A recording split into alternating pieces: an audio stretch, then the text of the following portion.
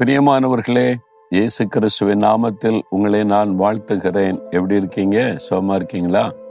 சரி, இந்த நாளுக்கு வேண்டிய ஆண்டவருடைய கிருபையை உங்களுக்கு தருவார். ஒவ்வொரு நாளும் அவருடைய கிருபை தானே நம்ம தாங்குது. இந்த நாள்ல நமக்கு என்ன பிரச்சனை வரும், பிசாசு என்ன கண்ணி வச்சிருக்கிறான், என்ன போராட்டம் வச்சிருக்காரு நமக்கு தெரியாதுல்ல.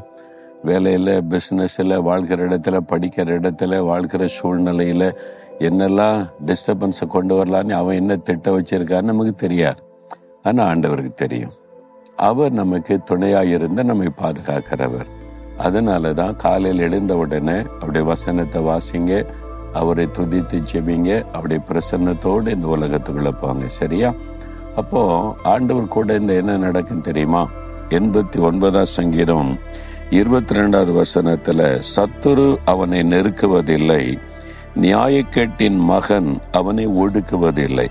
சத்துரு அவனை நெருக்குவதில்லை, நியாயக்கேட்டின் மகன் அவனை ஒடுக்குவதில்லை. யார் இந்த சத்துரு? பிசாசுதான். சாத்தான் தான் நம்முடைய சத்துரு.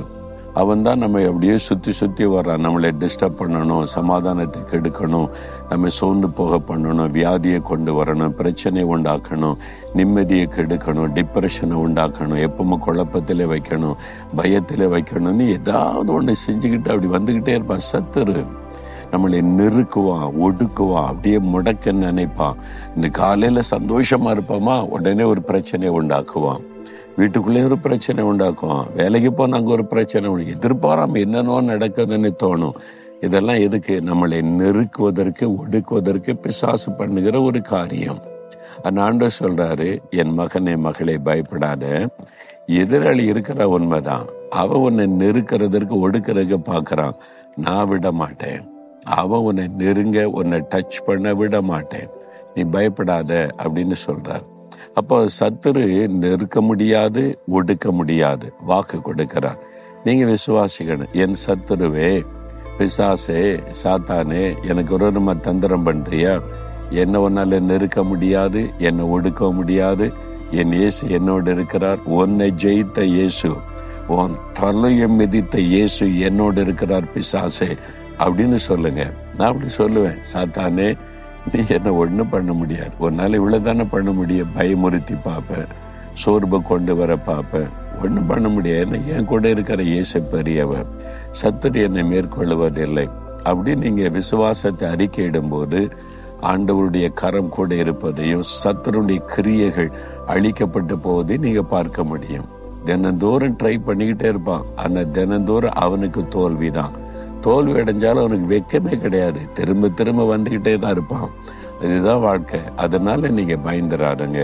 அப்ப ஆண்டவர் சொல்ற, சத்துரு அவனை நெருக்குவதில்லை, ஒடுக்குவது. யாரை குறித்து சொல்றாரு? தாவீதை குறித்து சொல்றார்.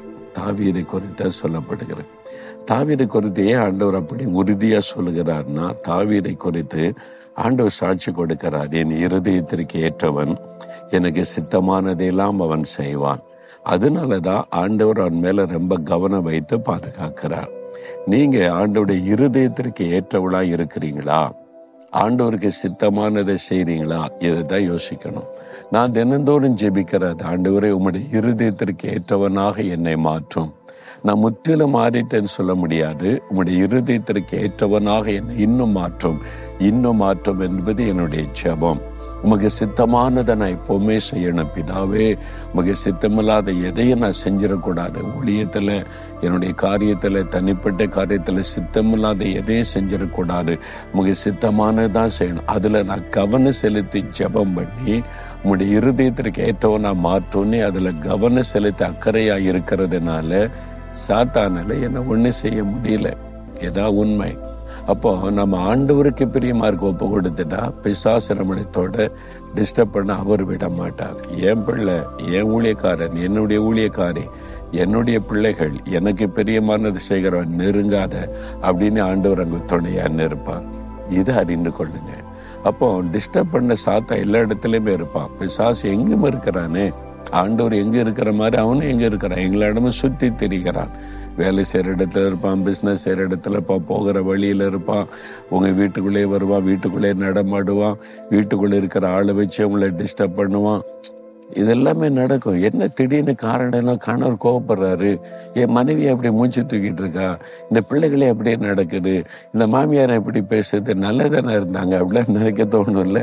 இதெல்லாம் வரும். ஏன்னா பிசாசு யாரையாவது தூண்டி உங்களை டிஸ்டர்ப் பண்ணணும்.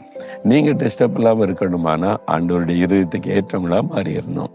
அவருக்கு சித்தமானதை செய்யணும். அதுக்கு ஒப்பு கொடுத்துட்டீங்கன்னா எதுவும் உங்களை பாதிக்காது, அப்படியே மேற்கொண்டு போய்கிட்டே இருப்பீங்க. அதுதான் கிறிஸ்தவ வாழ்க்கை. தினந்தோறும் வெற்றி உள்ள ஒரு வாழ்க்கை. தினந்தோறும் சாத்தான் தோத்துக்கிட்டே இருப்பான், வெக்கமே இல்லாம தினந்தோறும் வந்து மோதிக்கிட்டே இருப்பான். மோதி பாருன்னு சொல்லுங்க, பயப்படாதங்க. அதுக்கு மத்தியில தான் கிறிஸ்தவ வாழ்க்கை. உலகத்தில் உபத்திரம் உண்டு, திடன் கொள்ளுங்கள், நான் உலகத்தை ஜெயித்திருக்கிறவன் கூட இருக்கிறேன்னு சொல்லியிருக்காருல. இன்னைக்கு ஆண்டவரை பார்த்து சொல்லுங்க, ஆண்டவரே, நான் தாவீத மாதிரி உம்முடைய இருதயத்துக்கு ஏற்றவளா நான் இருக்கணும். உமக்கு சித்தமானது எல்லாம் செய்யணும். அதுக்கு என்ன ஒப்பு கொடுக்கிறேன். நீங்க என்னால்தான் பார்த்து கொள்ளுவீங்க. பிசாசே, நீ என்னை டிஸ்டர்ப் பண்ண முடியாது, சோர்ந்து போக பண்ண முடியாது, என்னை சேதப்படுத்த முடியாது. இயேசுவின் நாமத்தில் உன்னை மேற்கொள்ளுகிறேன். ஆமேன், ஆமேன்.